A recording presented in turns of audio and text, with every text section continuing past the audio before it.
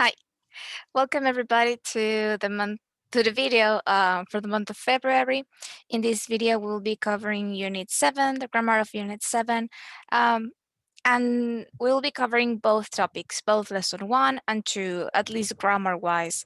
The reason for this is that I consider that both of the grammar lessons were very similar.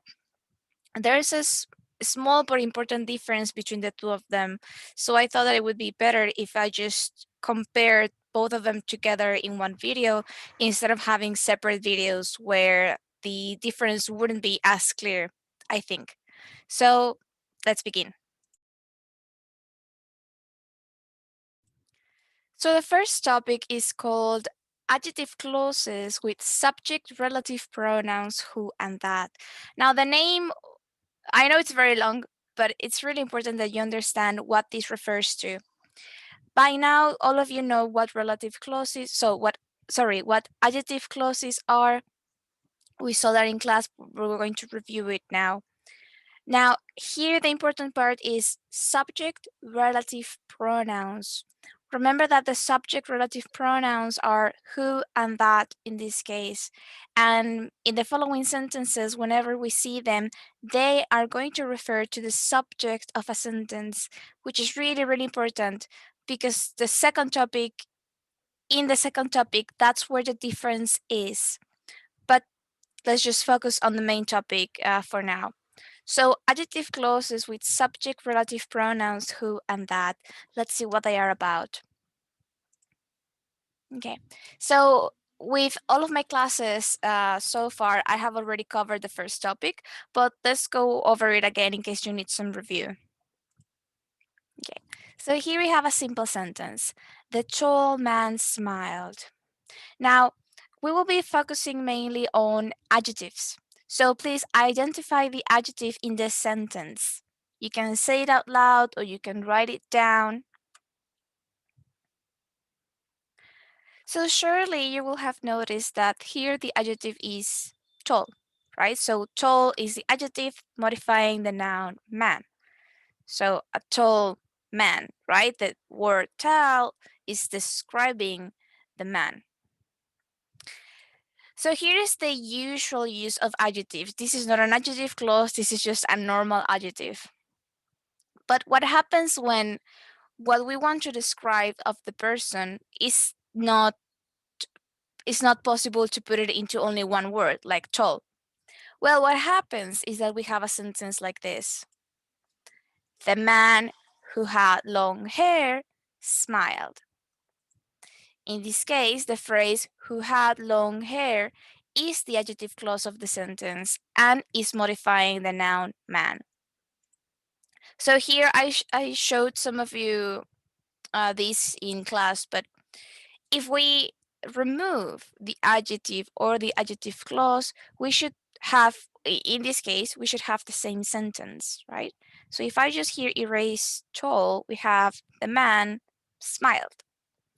And in the second one, if I remove the adjective clause, I also have the man smiled. So adjective clauses are usually not necessary information or not necessary elements of the sentence. They just give us more information, right? We know the man smiled, but maybe there were a lot of men who were smiling at the moment of speaking. So, okay, so it's not only any man, it was the tall man that smiled. Or, well, what about if all of them were the same height, right? All of them were tall or all of them were short? In this case, what the characteristic that separated the man from the other is that he had long hair. So the man who had long hair smiled. It was not the one who had short hair, but the one who had long hair. So what these phrases do is that they give us more information and they help us be more descriptive and they help us be more specific when we speak.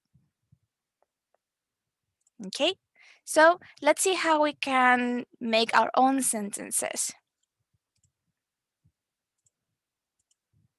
Oh, sorry, there we go. Okay, so with these sentences, what happens is that we usually begin with two separate sentences, like these ones. The woman is in my class, and she likes tennis. Now, both of these sentences are perfectly correct, and it wouldn't be wrong to say them. However, English, just as most languages, we try to avoid repetition. We don't like to say things over and over again. So, what we can do is the following. We find the two words or the two parts of the sentences that refer to the same thing. So please identify which words of these two sentences refer to the same thing. In this case, it's the woman and she, right? So the woman is in my class and she, the same woman, likes tennis, right? So they are the same person. That means that we can put these two sentences into only one. The following step is we need to change the second word with a relative pronoun. Now here we only have two different options. We can use that or we can use who.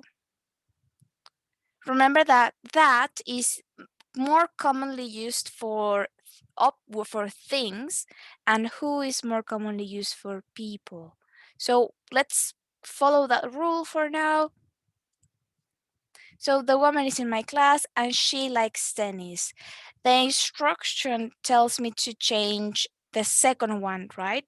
So this one, I should change it for that or who. Because we're talking of a person, we should change she for who, right? So we just simply remove she and we changed it. We replace it. The woman is in my class. Who likes tennis? So far, so good. But our sentence is not complete yet. We're not done.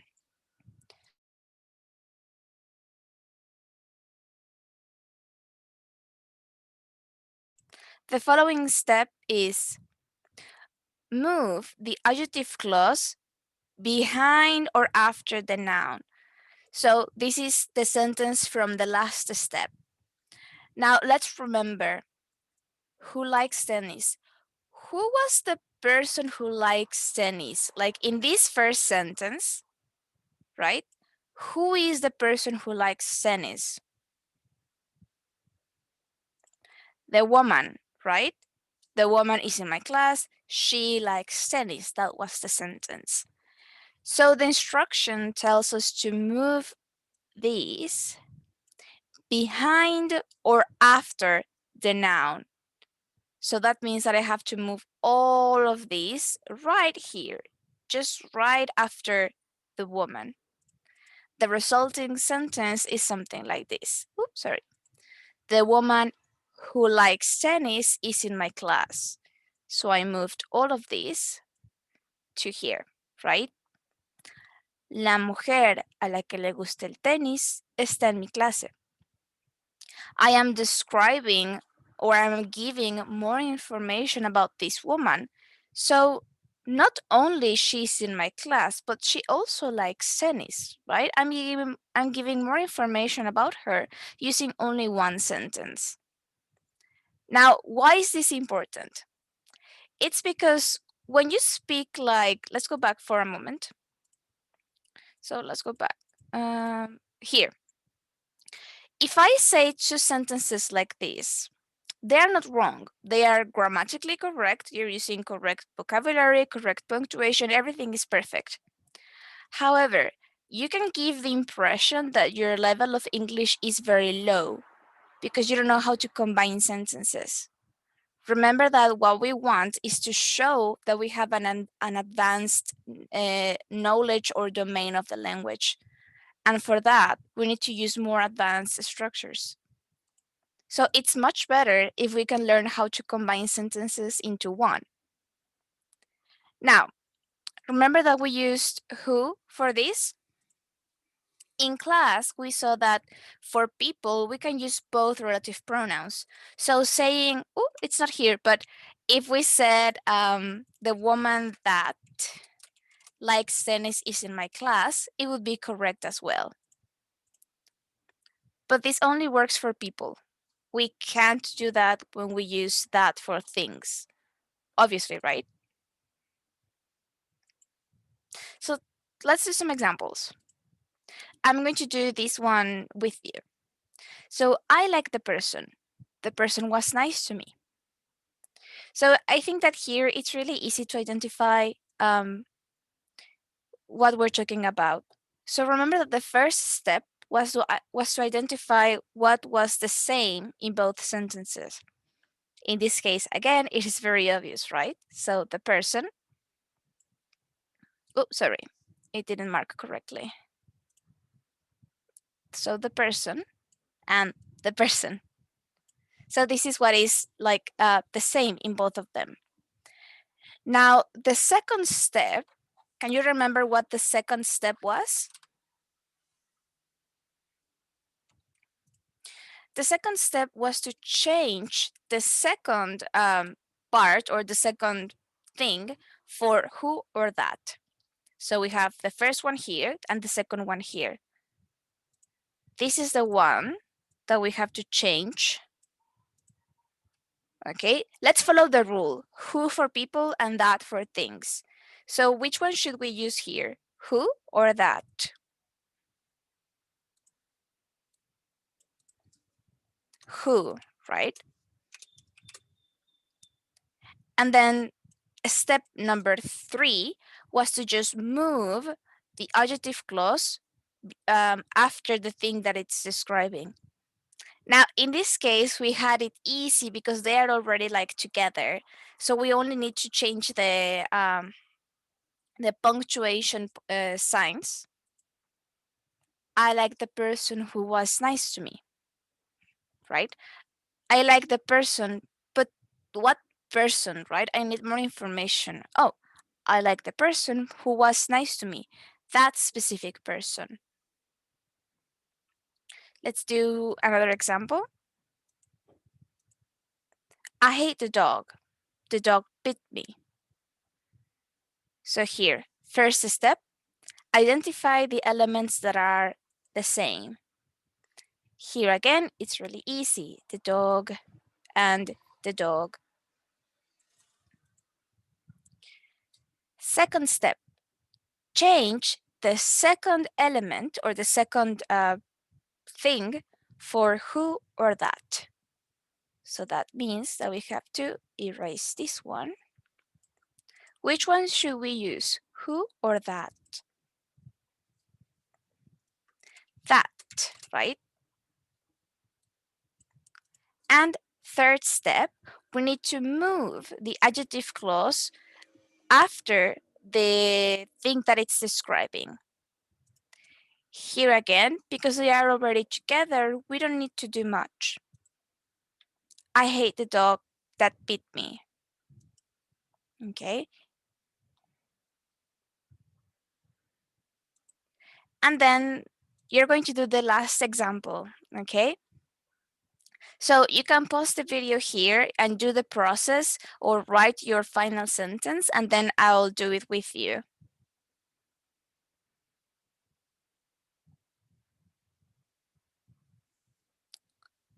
Right, so let's go step by step. If you haven't finished, I suggest you pause the video and finish it. But here, so obviously here people and people are the same, right? Now, that was the first step, identifying the elements that are similar. Second step, replace the second one for who or that. Which one should we use here? Who or that? Who, right? Because we're talking about a person, or in this case, people. Third step, move the adjective clause. So all of these, move the adjective clause after the thing or the person that it's describing. And now here we have to make some adjustments because they are not together. right? Like in the previous ones. So we need to move, let me just erase a little bit. Right, so we need to move all of this clause, we need to move it to here. And we would end up with something like, people who win the lottery are very lucky, right? Here we could also add the people who win the lottery because we're talking about a specific group of people, or we can just leave it as people who win the lottery are very lucky. Both are completely possible and correct. Okay, so that was the first topic. I hope that it's a little bit clearer for now, maybe. And now let's move on to the second topic. Now, yeah, you have two options. You can stop right here and wait until we see the topic in class, and then you can come back and watch it, or you can watch it now, see if you have any questions, or if maybe you can try to do it by yourself, and then the questions that you have, we can check them in class after I explain the topic again. It's up to you, okay? You can decide.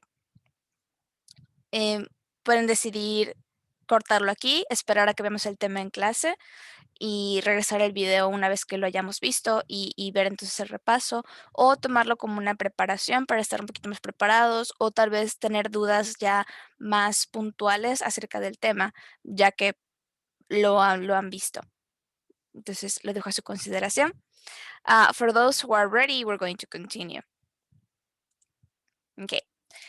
Now, the name of the second topic is basically the same with a small difference.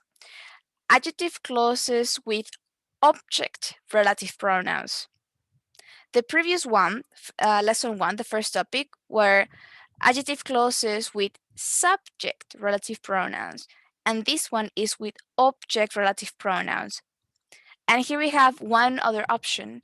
We have who, whom, and that. So 3 different options. In the previous topic, we only had who and that. And now we have a third one, whom. So all of these sentences are adjective clauses. So how do I identify if they're talking about an object or a subject? What is different? How does it change? I'm going to explain that to you. So let's look at some examples first. Okay, let me just move my camera because I can't see either. There we go. In some adjective clauses, the relative pronoun who or that is the subject of the clause. For example, the person who comes for dinner should bring a gift, right? So let's just divide it a little bit. Okay. Okay, all right.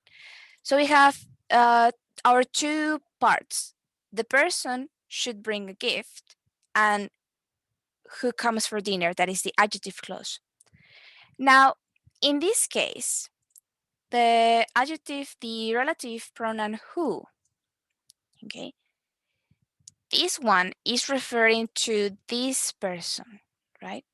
So the person who comes for dinner is the same person who should bring a gift. Son la misma persona. La persona que viene a cenar, esa misma persona debería traer un regalo.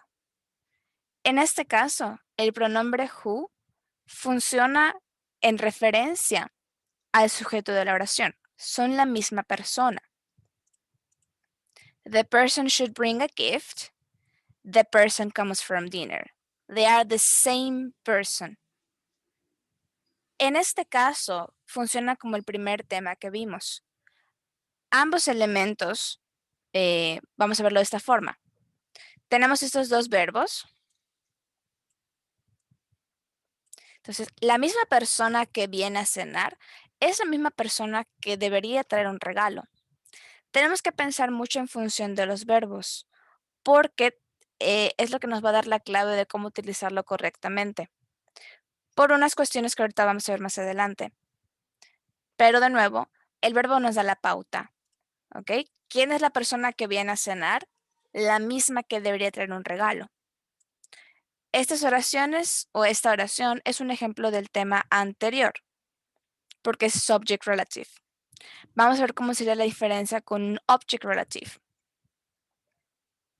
Te recomiendo que esta oración está en tu libro, pero si quieres hacer anotaciones con respecto a, por ejemplo, a quién se refiere el verbo y demás, te recomiendo que lo copies en tu libreta. So let's move on. Now, in other adjective clauses, the relative pronoun is the object of the clause. So let's take a look. The person who you invite for dinner should bring a gift. They are virtually the same sentence. ¿Ok? Creo que si regresamos al anterior, the person who comes from dinner. Ok. La oración que está afuera es igual. The person should bring a gift. The person should bring a gift. Si te das cuenta, nuestra oración base no ha cambiado para nada. Lo que va a cambiar es lo que va dentro del cuadrito azul. Por eso te recomendaba que lo tengas a la mano, ya sea tu libro o que lo copies en tu libreta. ¿Sí? The person should bring a gift. The person should bring a gift. ¿Qué es lo que cambia? Nuestro adjective clause aquí nos dice who you invite for dinner. Si te das cuenta, tenemos aquí un you. Ahora, cuando nosotros vimos el primer tema, dijimos que era incorrecto si nosotros poníamos un pronombre después de who o that. Ahora, eso solo es incorrecto si de lo que estamos hablando es un, si de lo que, sí, de lo que estamos hablando es un adjective clause con pronombres relacionados al sujeto, como en la oración anterior, que la persona que trae un regalo y la persona que viene a cenar son la misma persona. Pero aquí es un poquito diferente. La persona a quien tú invites para cenar debería traer un regalo. Las dos oraciones, si las separamos, son las siguientes. The person should bring a gift. You invite the person for dinner. Aquí, the person ya no es el sujeto en ambas, como habíamos visto en el anterior. Aquí, en una de ellas es el sujeto, la persona debería tener un regalo, pero en la otra oración es un objeto. Tú invitas a la persona para cenar y esa persona debería traer un regalo. The person who you invite for dinner should bring a gift. La persona a quien tú invites para cenar debería traer un regalo. Enfocémonos en los verbos. Invite y should bring. Entonces recordamos que cuando estemos en duda recurramos a los verbos porque nos dan la idea completa. Ahora aquí, ¿quién es la persona que invita a cenar? You, ¿cierto? ¿Y quién es la persona que debería tener un regalo? The person. En este caso, ya no funciona como en el anterior, donde ambos verbos correspondían a la misma persona. Vamos a escribir rápidamente la oración para que lo puedan ver también. Vamos a ver, vamos a hacer un poquito más grande.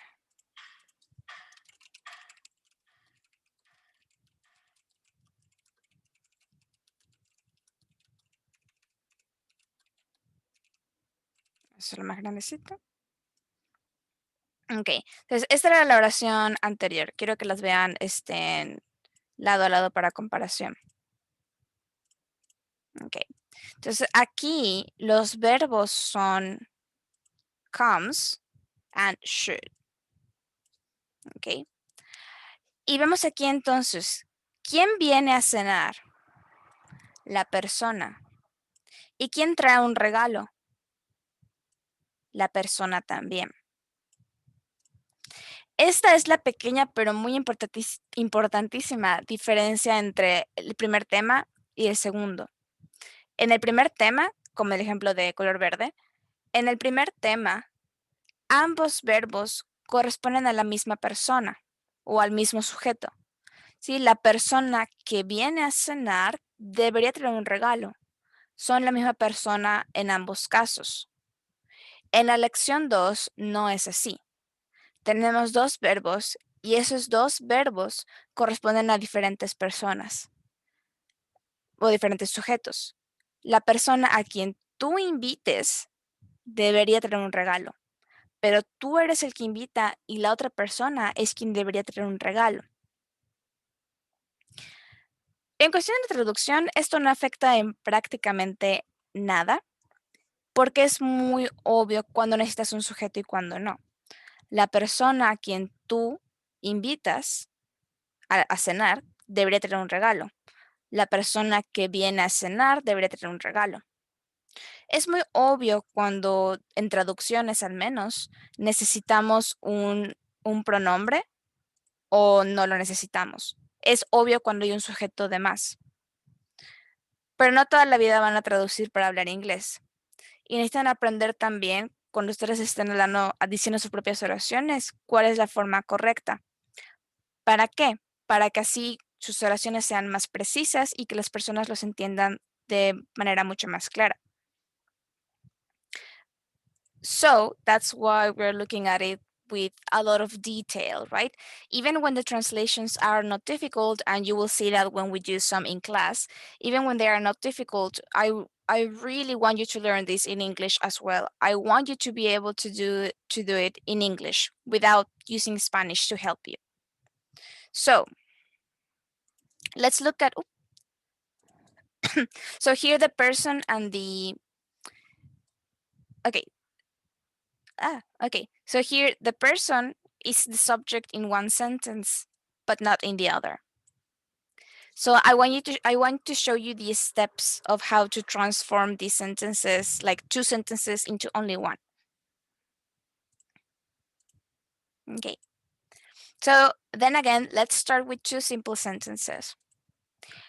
I like the bike, and my father gave me the bike. So here, for example, the first step is the same one. Find the two words that refer to the same thing. In this case, the bike, right? Very obvious.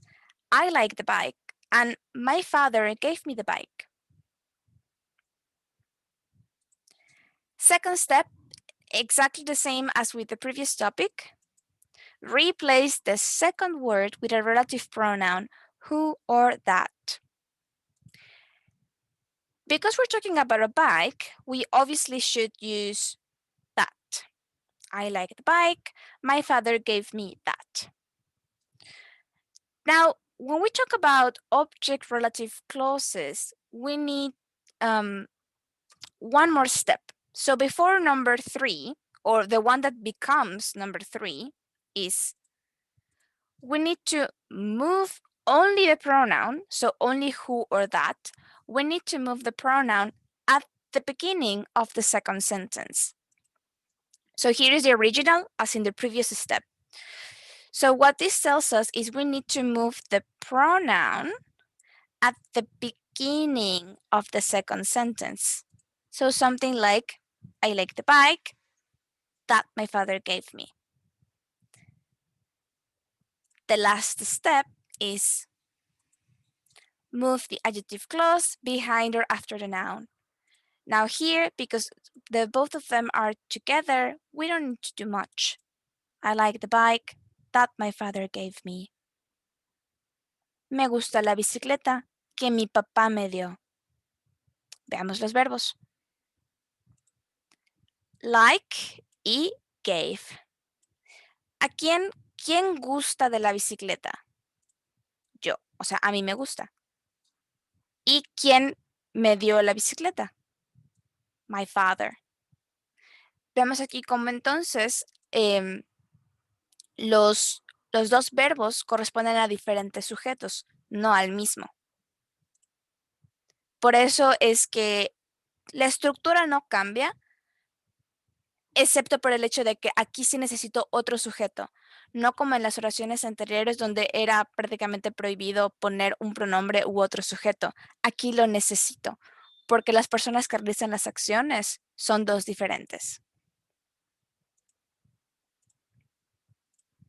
Let's do this one together as well. George ate the apples. You gave me the apples. So here, step 1, find the things that are exactly the same. The apples, right?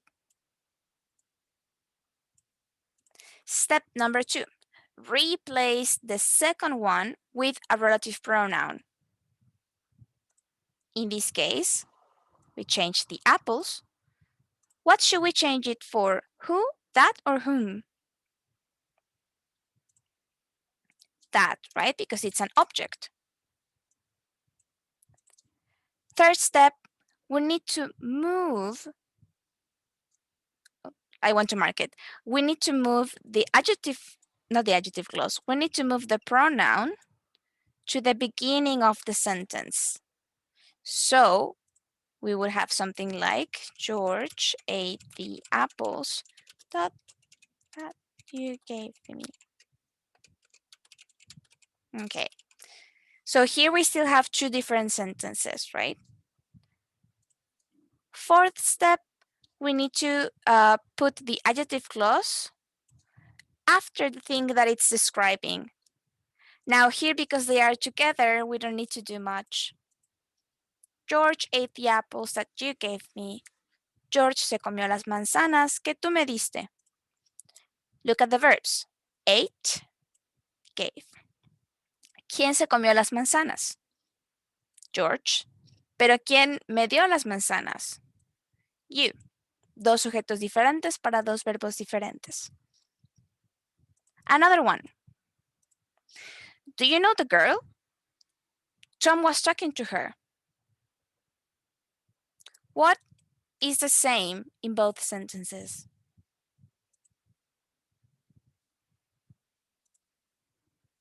Okay, the first one is the girl. And in the second one,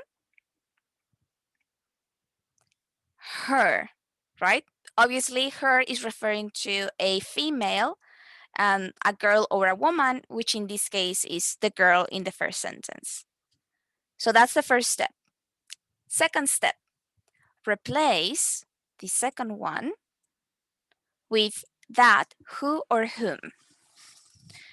Entre who y whom, la única diferencia es que whom es mucho más formal que who. Vamos a utilizarlo para acostumbrarnos. So, let's use whom.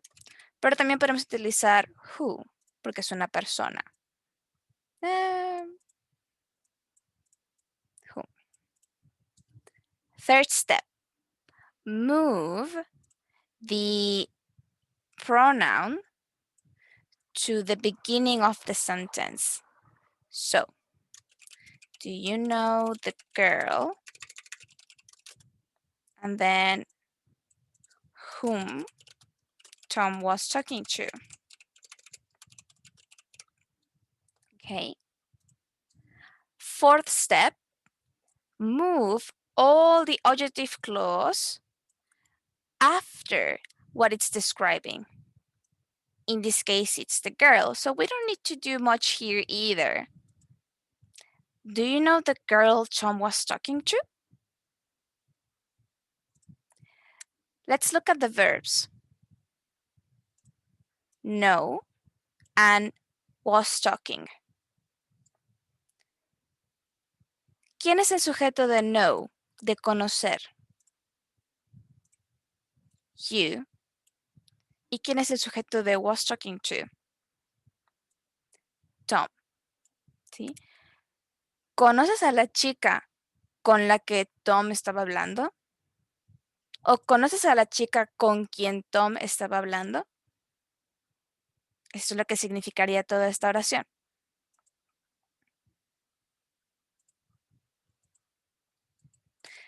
Try to do this one on your own. Pause the video here and try to do it alone, and then I'll explain it to you.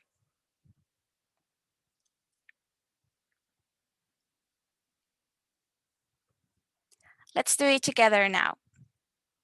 The shop is downtown. My aunt owns the shop. Step number 1, identify the similar elements. The shop and the shop. Step number 2, replace the second part with a relative pronoun. Which one should we use? Who, whom, or that? That, right? Step number 3, move the pronoun to the beginning of the second sentence. The result would be the shop is downtown. That my aunt,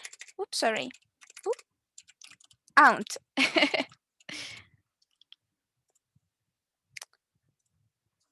Fourth step, move all the adjective clause after the thing that it's describing. Now here, they are not together because we're describing the shop and the adjective clause is very far. So we need to move all of these here. The shop that my aunt owns is downtown. La tienda que pertenece a mi tía está en el centro. O la tienda de la que es dueña mi tía, pero suena muy extraño. Entonces, la tienda que pertenece a mi tía está en el centro. Recuerden que no siempre vamos a tener los dos elementos juntos. Hay ejemplos como en el anterior, el de...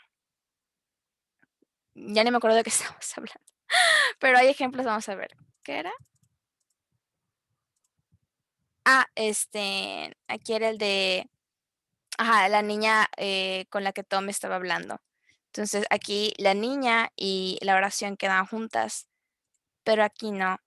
La tienda y la otra oración están separados por el complemento o por el predicado de la oración 1. Entonces, siempre, siempre, siempre tenemos que juntarlo con lo que está describiendo. The shop that my aunt owns is downtown. Okay, this is the last example. Pause the video, please do it.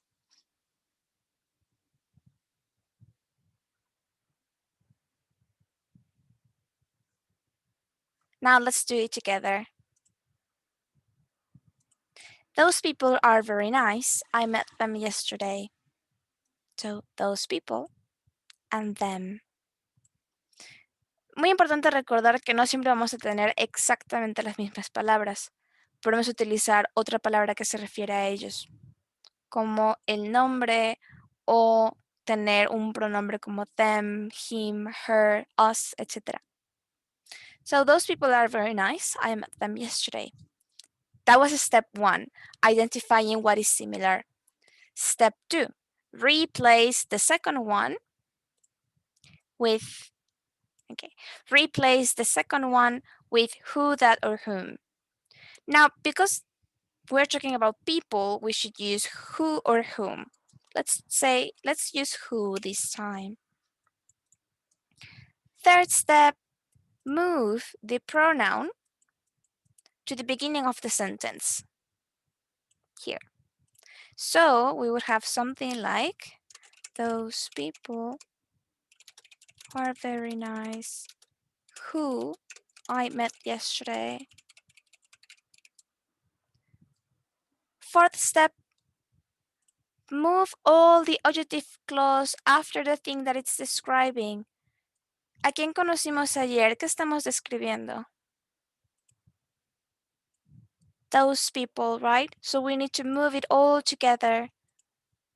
The people whom I met yesterday are very nice. Now here I changed those for the because it sounds more natural. You can definitely say those people whom I met yesterday are very nice, but it just sounds a lot better if you replace it for the.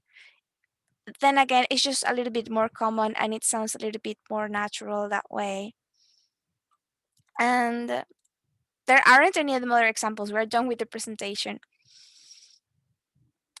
Lo importante que tenemos que llevarnos aquí es entender de qué estamos hablando.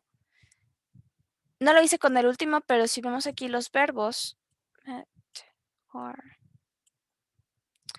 en este caso, por ejemplo, ¿quién, o sea, quién fue la persona que conoció a otras personas? ¿Quién fue el que conoció a otros? Yo. ¿Y quiénes son muy agradables? Ellos, the people. Entonces, es muy importante que identifiquemos de qué estamos hablando y fijarnos muy bien en los verbos, porque los verbos, como siempre tienen que ir ligados a un sujeto, nos van a dar muchas pistas de qué es lo que realmente estamos hablando y si estamos formulando correctamente nuestra oración. Hay un punto más en esta parte que me gustaría mostrarles y es que en las oraciones donde estamos hablando de, o sea, de un objeto, donde ambos verbos corresponden a diferentes sujetos, es posible omitir el pronombre that, who o whom. Yo puedo decir the people I met yesterday are very nice y sigue siendo una oración perfectamente correcta. Mientras que con el primer tipo de oraciones, los que vimos la semana pasada, no puedo hacer eso porque el who y el that funcionan como mi pronombre que es el sujeto.